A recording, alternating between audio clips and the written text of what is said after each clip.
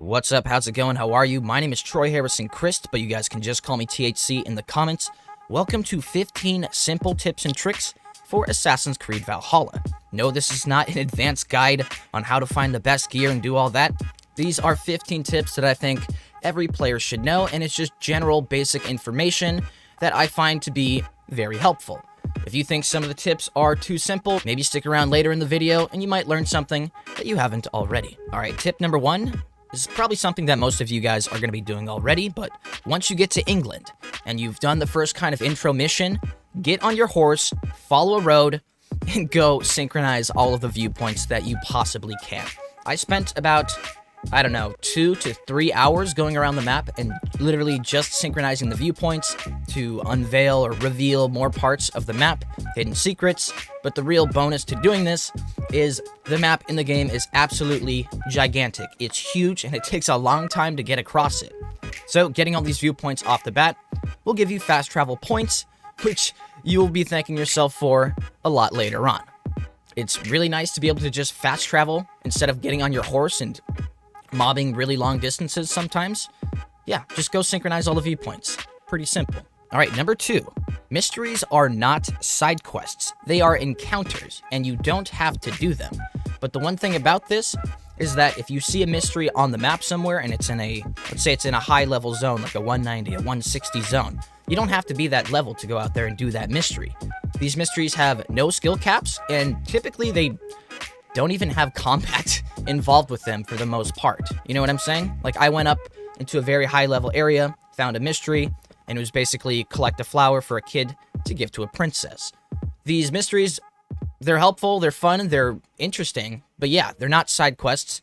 They're not content that you absolutely have to do. It's just kind of a bonus.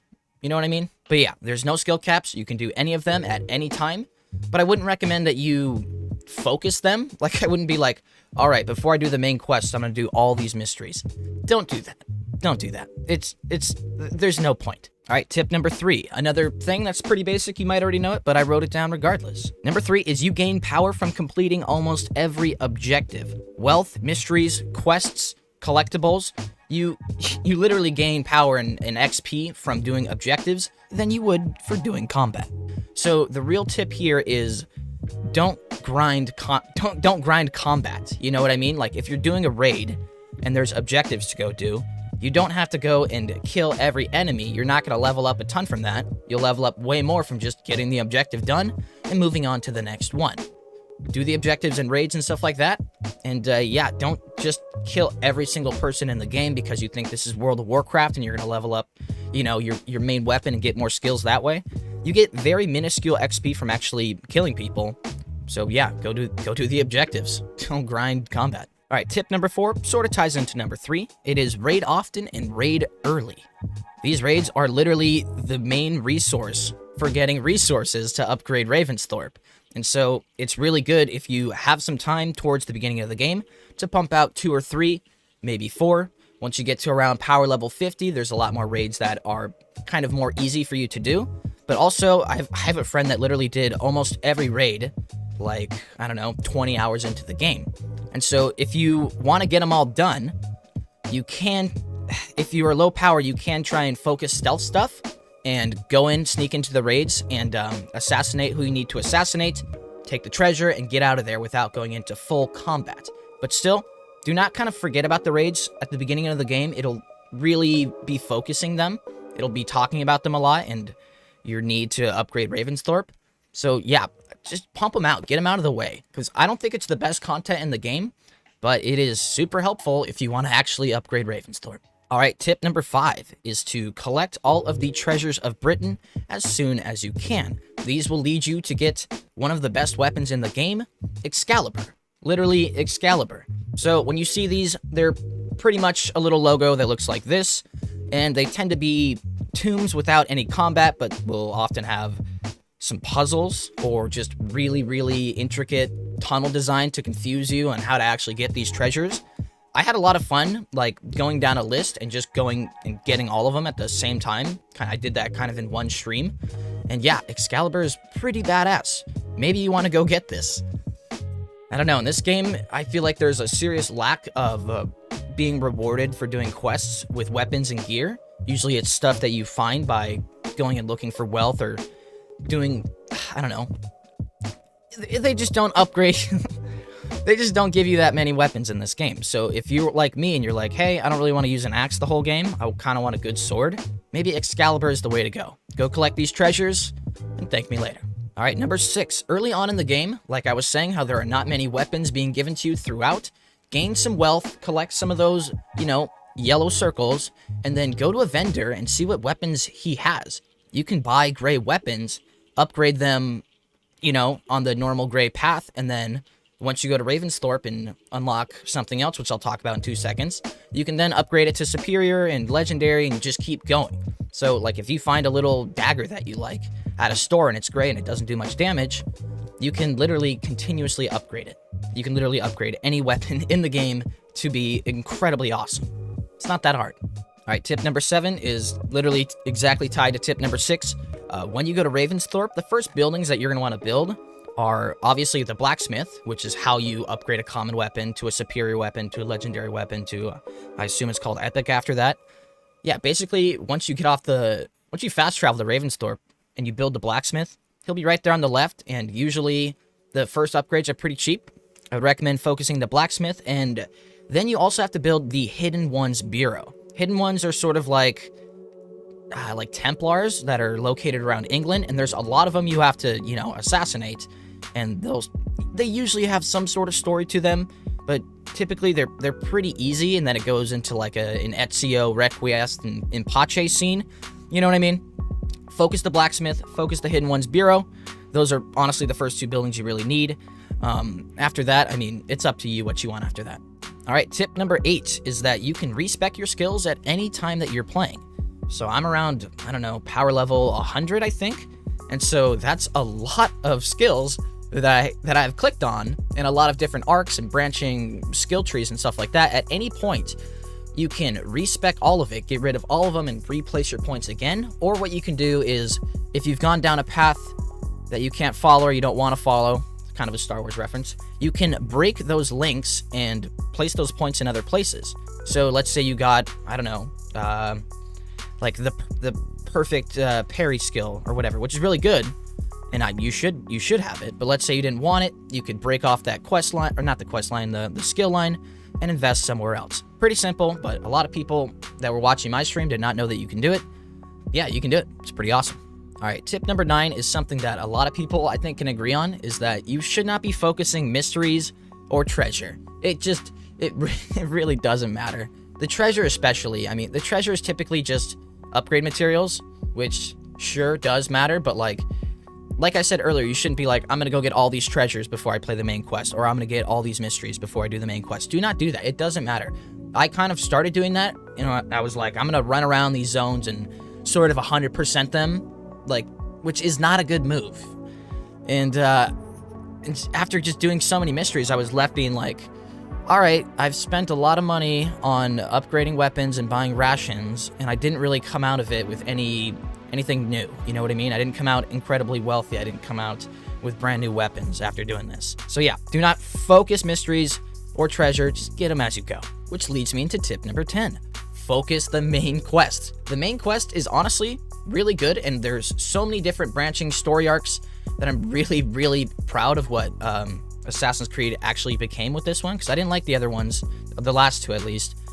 This quest line is great, and if you kind of start on the quest line and then you go mess around for like 2 hours, you'll sort of forget where you were pretty easily or what was going on, because once again, it's a lot of Vikings talking about Viking stuff, a lot of names that are pretty similar and hard to pronounce.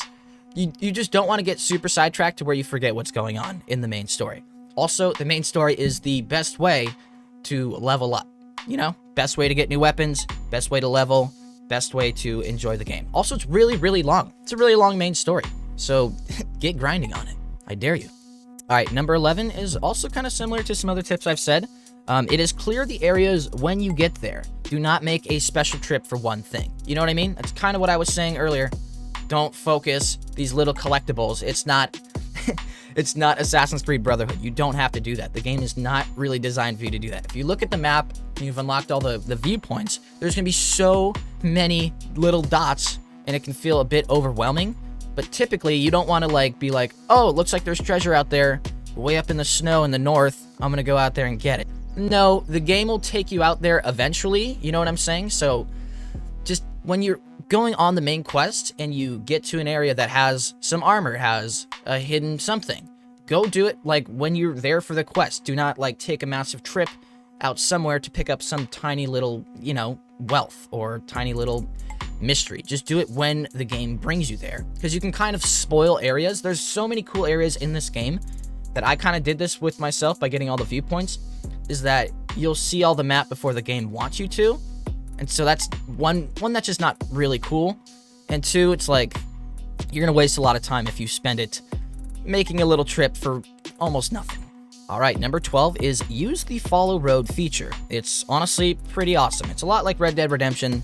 They even have a cinematic camera, which isn't very good. But yeah, riding horseback in this game will get tedious if you do it over and over again. So when I get on a horse, I play on mouse and keyboard. So I immediately hit X to call the horse, hit Z to follow the road, and then I hit E to go to my objective. And it just takes you right there. And the best part about this is that you can basically travel all across the map, and you don't really have to be scared that people are going to like hurt you or take you off your horse, because he'll pretty much just, he or she, Eivor I guess, will pretty much just ride through any pack of guards that are patrolling roads. I've never like died while doing this. Like literally you can be like, all right, I'm in Ravensthorpe, I want to get to Wessex, put the objective down, and then leave. Go get yourself a beverage, go make yourself a sandwich, and when you get there, you'll be fine. It's a lovely feature, and I use it probably more than I actually ride my horse. But oh well. All right, tip number 13 is that in combat, at least for me, what I think is that parrying is a lot more useful than dodging. Dodging will drain your stamina, while when you get a parry, it'll increase your adrenaline. Adrenaline is what you use to use your special moves, and stamina is kind of like how fast you can swing your axe versus how much you can move. So if you have a chance to do a parry, someone attacks you and it's orange, that means you can parry them. And if it's red, that means you should probably be dodging. But do not dodge over and over again. You'll have no stamina, and the guy will hit you very hard in the face, and you will die. All right, tip number 14 is before you build Valka's house, you don't have to do this, but I wish I did do it. Before you build Valka's house, try to get around power level 190 or power level 180, because when you do her vision, she takes you to Asgard. Asgard, you don't have to be a very high level, and it's like a 2-3 hour kind of storyline in Asgard. But after that, it's like building to Ragnarok and Eivor going to Jotunheim. And so you kind of get through the Asgard thing, and you're like, I kind of want to keep playing this. I don't really want to go back to England right now. Let me go to Jotunheim. And so you get back to England, you build another potion, and you get back to Jotunheim, and then they're like, hey, you have to be power level 190. So if you do that, if you get to power level 190 before you go to Asgard, then you can basically do Asgard and Jotunheim back to back, and just kind of keep that, you know, God storyline just more succinct, so you don't forget about a bunch of stuff.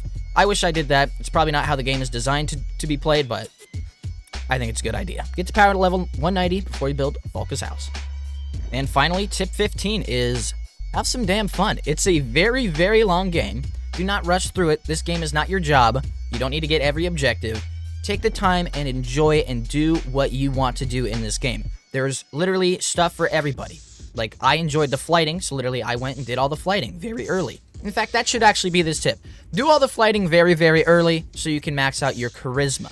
Charisma is super important in this game because some parts in the main quest, in some parts of the main quest, basically, you will get benefits for having a higher charisma. You can get better prices for stuff. There's one girl named Jana, and you're trying to get something from her. She doesn't want to sell it to you. And if you have high enough charisma, you can pay half for it and literally get out of there without having to fight anybody. That's cool. Upgrade your flighting. Flighting's pretty much just rhyming. You know, you just rhyme. It's very easy, but the charisma bonus is super, super duper good. All right, guys, I think that's the video. I know it's a little bit all over the place. Leave a like, leave a dislike if you want to. Hopefully leave a like. Let's go for 200 likes. And yeah, that's it. My name is Troy Harrison Chriest. I will see you soon. Enjoy your day, enjoy your night, enjoy your week, enjoy your life. I'm out of here. Peace.